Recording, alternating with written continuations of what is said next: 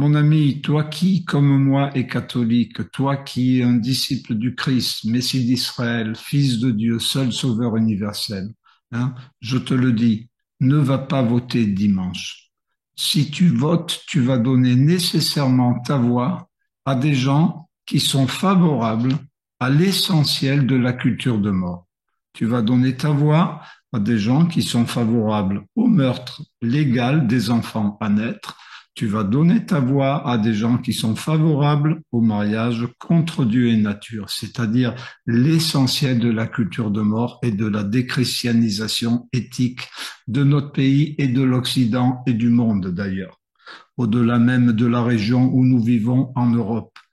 Pense à ce moment fatidique, au moment même où tu vas poser, mettre ton bulletin de vote. Tu vas dire oui à des gens qui ouvertement sont favorables à l'avortement et au mariage homosexuel. Et là, tu commets un crime. Tu n'as pas d'excuse si tu fais ça. Je te rappelle que le catéchisme est clair. Un chrétien ne peut pas choisir le moindre mal. Un chrétien peut choisir le moindre bien.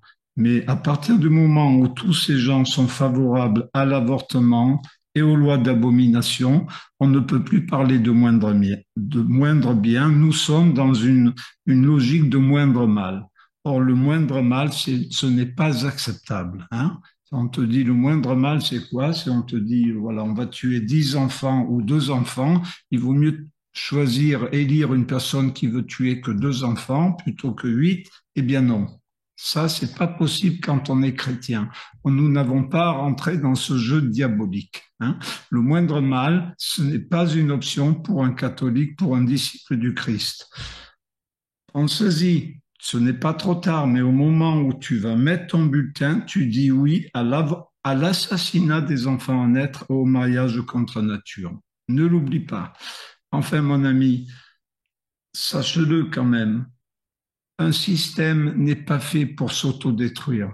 La République illégitime qui vient de ce coup d'État maçonnique organisé dans la terreur contre la majorité des Français qui, en fait, adoraient leur roi, on le sait par le biais des cahiers de doléances hein, avant la Révolution, cette république est illégitime, c'est un système illégitime et un système n'est pas fait pour s'autodétruire. Hein. Tu connais un petit peu l'histoire de la France peut-être. Tu sais qu'en 1871, il y avait une majorité de monarchistes au Parlement.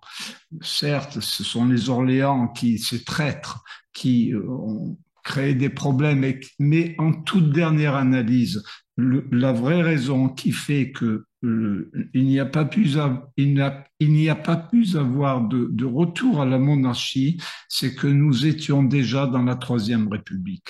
Hein. Un système n'est pas conçu pour s'autodétruire. C'est ça la vraie raison. S'il n'y a pas eu de restauration en 1871, c'est que nous étions en République. Le cancer, le vrai mal, c'est la République. Les gens qui nous gouvernent ne sont que de petites métastases cancéreuses. Le vrai mal, la vraie tumeur qu'il faut éradiquer, c'est la primo-infection, c'est-à-dire la République illégitime maçonnique, dont les lobbies féministo-LGBT et avec nos gouvernants ne sont que de simples métastases. Hein. Tu ne changeras rien en votant pour des traîtres, que ce soit les bonnes femmes Le Pen, les Zemmour, les machins, tout ce qu'on veut, ce sont des traîtres. On l'a bien vu, Marion Maréchal qui s'est alliée avec Zemmour pour finalement le trahir après. Ce sont des démons qui s'entretuent entre eux, mais ce sont tous des traîtres. Peu importe de l'extrême gauche à l'extrême droite, ils font semblant de s'entretuer. Mais en réalité, mon ami, toi qui es un disciple du Christ, comprends-le. En réalité, sur l'essentiel civilisationnel, c'est-à-dire les lois d'infamie, les lois qui touchent à la vie, à la création qui vient de Dieu, ils sont tous en parfaite osmose, ces gens-là. Tous, sans aucune exception. C'est pourquoi ils peuvent être médiatisés d'ailleurs. Le fait même d'accéder à une certaine médiatisation est la preuve qu'ils se sont prostitués spirituellement, j'entends, hein, bien sûr, pas corporellement. Enfin, je ne sais pas, mais en tout cas, spirituellement et intellectuellement, oui. Ce sont des prostituées, ces gens. Hein. Certains nous ont fait la comédie d'être contre l'avortement et contre le mariage contre nature. Pour une semaine avant les élections du premier tour, on se rappelle tous de l'épisode avec Zemmour qui nous dit je ne touche pas à la loi Veil et je ne touche pas à la loi Taubira. C'est idem avec les deux bonnes femmes Le Pen, avec Bardella, etc. Ce sont tous des gens qui sont à genoux, qui rampent comme des vers de terre devant l'autel de la dictature du politiquement correct, parce qu'ils sont lâches, parce qu'ils sont arrivistes. Ce sont des gens qui sont favorables à la culture de mort. Donc, mon ami, dimanche, reste à la maison, ne va pas voter. Toi qui m'écoutes, ne va pas voter. C'est peut-être même l'avenir de ton âme qui est en jeu.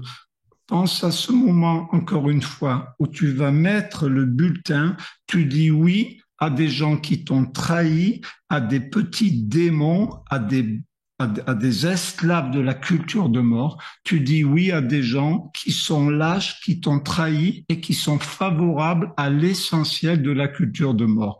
Car mon ami, je te le rappelle, la déchristianisation, ça vient de la franc-maçonnerie et des lobbies féministes ou LGBT qui en sont ces métastases. Ça ne vient pas des migrants, voyons, les migrants, les noirs, les arabes, les musulmans, ils arrivent dans des pays déjà déchristianisés, à tel point que paradoxalement, sur le plan éthique, nous sommes parfois plus proches, nous les catholiques, des musulmans, que des gens comme Macron et toute la bande qui font la publicité pour le mariage homosexuel dans les écoles. Nous nous rappelons tous de cette vidéo où on voit Macron en train d'essayer de vendre son mariage homosexuel auprès de petites filles choquées en l'écoutant. Hein. Vidéo que nous pouvons tous trouver sur YouTube. Voilà, mon ami, ne va pas voter. Si tu votes, tu pérennises, tu donnes de la force au système qui t'écrase. Tu donnes de la force à la dictature dont le but suprême est l'éradication du catholicisme. C'est ça que tu dois comprendre. Tu votes pour un système qui t'écrase au-delà des bouffons de gauche ou de droite ou de fausse extrême droite qui peuvent te paraître un petit peu moins mauvais. Mais en tant que disciple du Christ, tu as un devoir, tu as le devoir d'être fort, d'être intelligent et de ne pas céder à ces personnes. Ne cède pas. Dimanche, ne vote pas. Encore une fois, pense à ce que je te dis. Quand tu vas mettre ton bulletin, tu dis oui à l'assassinat des enfants en aide, tu dis oui au mariage homosexuel. Comment peux-tu prétendre encore être catholique dans ces conditions? Non, le moindre mal, le choix du moindre mal, c'est pas chrétien. Ne l'oublie pas. Dimanche, tu restes à la maison. Fais ton devoir de chrétien. Toi, disciple du Christ, si tu ne le fais pas, toi, qui le fera à ta place?